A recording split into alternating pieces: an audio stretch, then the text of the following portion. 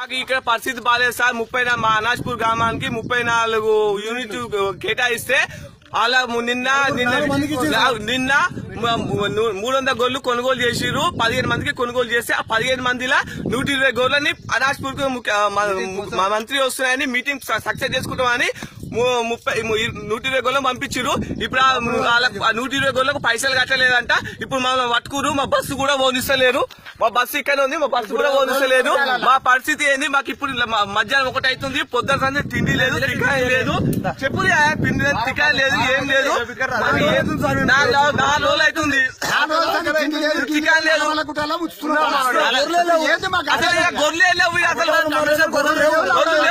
అసలు Talasani Srinivasa programme success అయితే 4 యూనిట్లు తీసుకుని పోయారు అంతే.